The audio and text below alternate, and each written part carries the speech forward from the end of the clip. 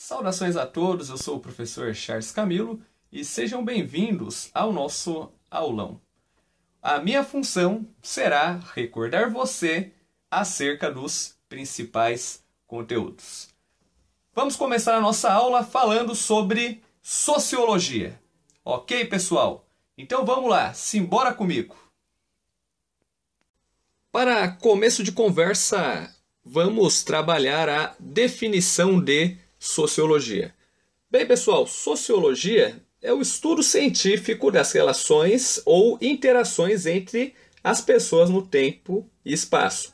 Dentre os principais fundadores ou os principais representantes, nós podemos colocar os seguintes. Primeiramente, o Augusto Comte, o pai do positivismo, ele que foi responsável, por desenvolver a chamada física social, porque dentro da teoria positivista nós temos a lei dos três estados. Ou seja, a humanidade ela passou por três etapas. A religiosa, que é o chamado estado teológico, o metafísico ou crítico e a científica, que seria o terceiro estágio, o estágio positivista. E conforme o Comte, ele costumava dizer que a sociologia, ela, por ser a última das ciências a surgir, ele dizia que ela era de todas a mais importante porque a sociologia ela seria a única ferramenta capaz de colocar a humanidade dentro do chamado estado positivo. Ok? Falando agora um pouquinho sobre Karl Marx. Bem, Karl Marx nós trabalhamos muito ele, principalmente na parte filosófica, na parte histórica. E quando nós falamos em Karl Marx, nós temos que nos lembrar da sua principal obra, que é O Capital, onde ele demonstra principalmente ali a formação e o desenvolvimento do capitalismo e principalmente dentro da sua pauta envolve o materialismo histórico, que é uma espécie de releitura da história com base no conflito social. Então, quando nós falamos principalmente ali em Karl Marx, tudo estará ligado principalmente à questão do materialismo histórico. Então não se esqueçam, quando em uma questão falar sobre materialismo histórico, essa questão remete diretamente a Karl Marx e o marxismo. Materialismo histórico, ele defende que a história das sociedades é condicionada dentro da questão das relações sociais dos meios de produção. Traduzindo, existem grupos que se apropriam e utilizam os meios de produção, que no caso seriam os produtores, os patrões, e do outro lado nós temos aqueles que trabalham com a mão de obra, os empregados, que o Karl Marx ele denomina de proletariado. Então, dentro dessa lógica, a transformação histórica, segundo o materialismo de Karl Marx, se dá principalmente pela luta de classes entre os proprietários e os trabalhadores, entre a burguesia e o proletariado. Ok? Então, nesse sentido, o Karl Marx, a sua principal contribuição na sociologia foi o conflito social. Aí já passando para Durkheim, que foi um dos seguidores de Comte, e Durkheim, dentro da sua pesquisa, ele desenvolveu o que nós chamamos de biologia social ou teoria do fato social. Então, dentro dessa lógica, para ele, quanto maior a densidade moral da sociedade, quanto maior a intensidade dos vínculos de solidariedade entre os indivíduos, maior seria ali a sua estabilidade social.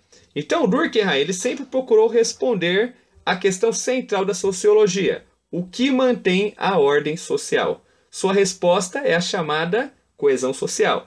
Então, quando nós falamos em coesão social, vai estar ligado praticamente a 4 tópicos fundamentais.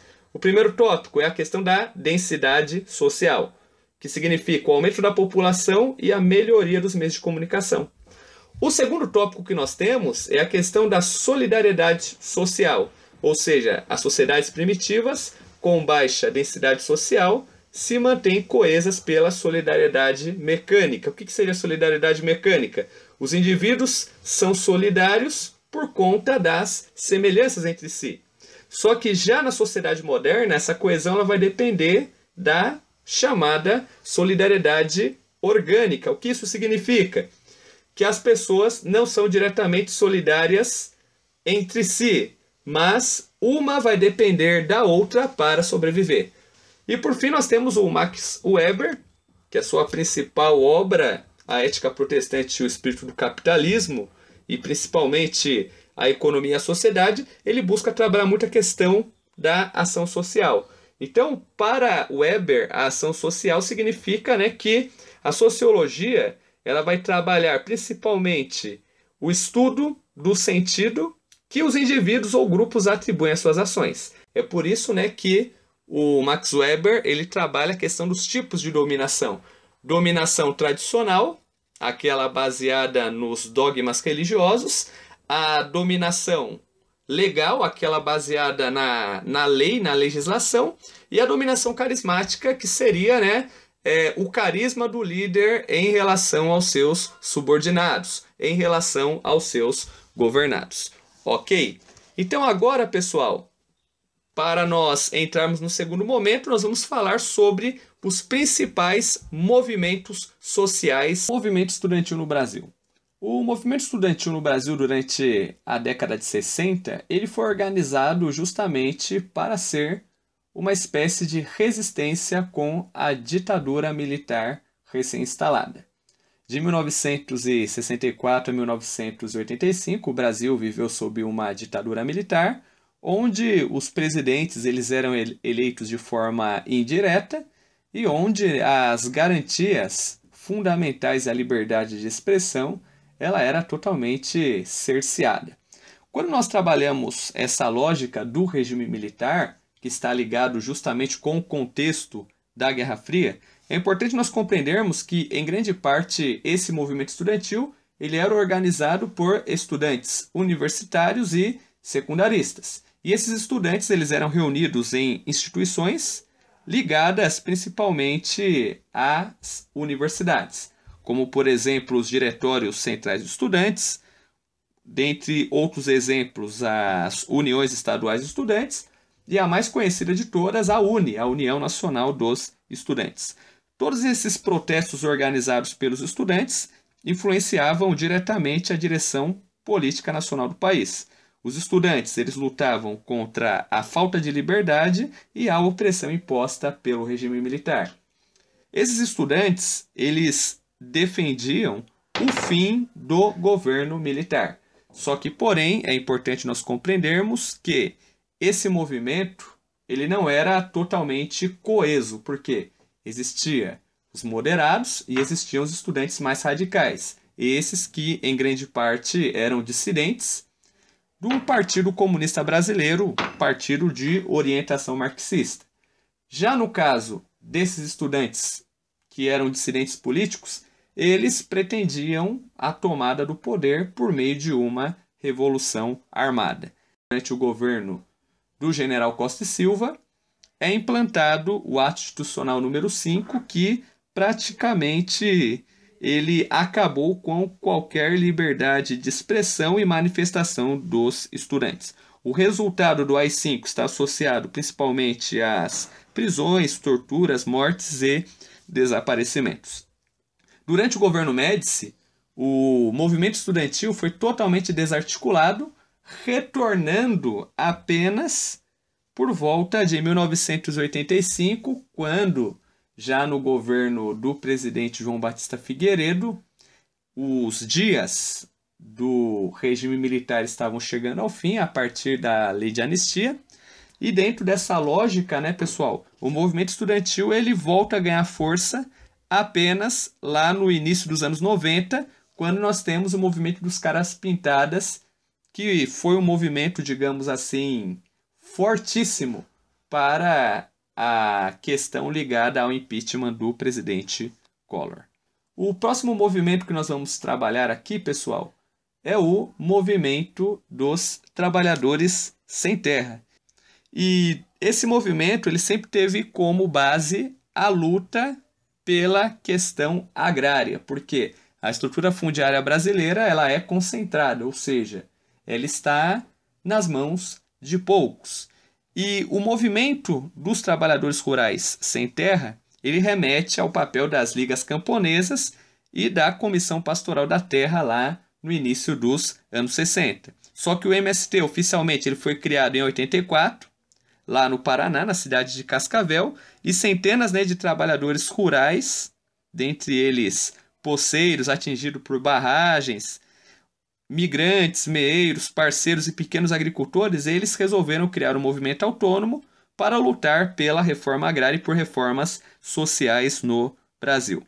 Então, dentre as principais ações do MST, elas são caracterizadas por ocupações de terras públicas ou latifundiários. Então, como todo movimento social, o MST ele sempre tem uma ideologia e uma causa a ser defendida, que no caso do MST, a sua principal causa a ser defendida é a reforma agrária. Então, no geral, é muito importante nós compreendermos que as ocupações e os conflitos gerados a partir das ações do MST, eles têm suscitado contestações por parte de classes sociais diferentes, que veem na ocupação de terra um ato ilegal. Só que quando, né, a ocupação ela é considerada legal, o que isso significa? O próprio governo ele faz a desapropriação e a distribuição da terra entre os trabalhadores rurais do movimento. Em algumas ocasiões, o que o MST tem feito? Ele tem utilizado principalmente como saída para superar os problemas a organização social em cooperativas ou uma organização coletiva dos trabalhadores para que eles possam ter uma maior possibilidade de colocar seus produtos dentro do mercado. Só que, porém, o que acontece? Como historicamente a questão da reforma agrária aqui no Brasil está muito associado a ideias socialistas, sendo que todo o país capitalista, você pega Estados Unidos, você pega Japão, país da União Europeia, eles organizaram a sua reforma agrária já durante o período da Revolução Industrial. Só que no Brasil, como tudo é mais atrasado, particularmente podemos dizer que a reforma agrária no Brasil ainda não saiu do papel, o que acaba sendo, digamos assim, uma grande pauta para ser questionada e um grande desafio a ser superado. Falando agora um pouquinho sobre o movimento Diretas Já, que foi atuante no Brasil, principalmente entre os anos de 83 e 84. O movimento Diretas Já, ele foi um movimento de organização civil, e esse movimento ele pedia as eleições diretas para a presidência da República ainda em 84.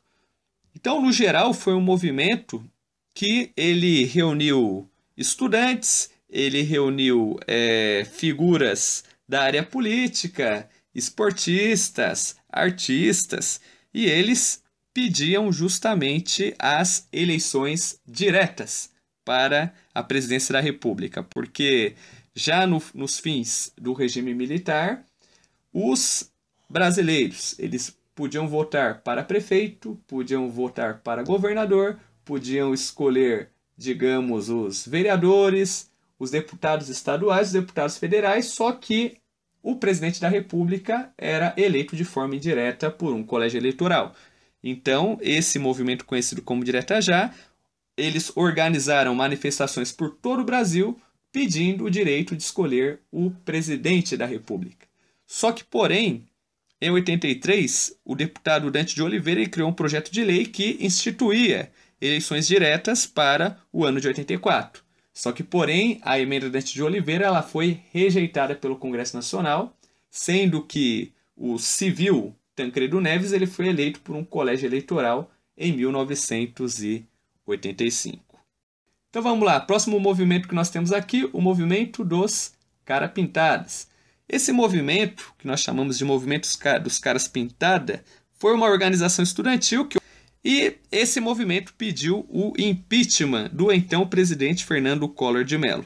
O objetivo desse movimento era a saída do presidente Collor do poder após as denúncias de corrupção e as medidas econômicas impopulares que atingiram milhões de brasileiros. Então o movimento ele contou com a adesão de estudantes de todo o Brasil que pintavam a cara com as cores da bandeira, verde e amarelo. Essas manifestações elas foram fundamentais, principalmente dentro, né, do contexto político que nós estávamos vivendo. Então vamos lá, continuando aqui. Para nós finalizarmos a nossa aula de Sociologia, vamos falar agora um pouquinho sobre a chamada Revolta dos 20 centavos. Bem, no primeiro semestre de 2013, o Brasil viveu dias marcados por protestos e descontentamentos da população brasileira. Foi a maior manifestação popular desde 1992, a manifestação dos caras pintados. E, no geral, tudo começa quando o movimento Passe Livre, em São Paulo, eles começam a questionar o aumento das tarifas de ônibus. Aí logo depois, essas manifestações elas se espalharam por todo o Brasil.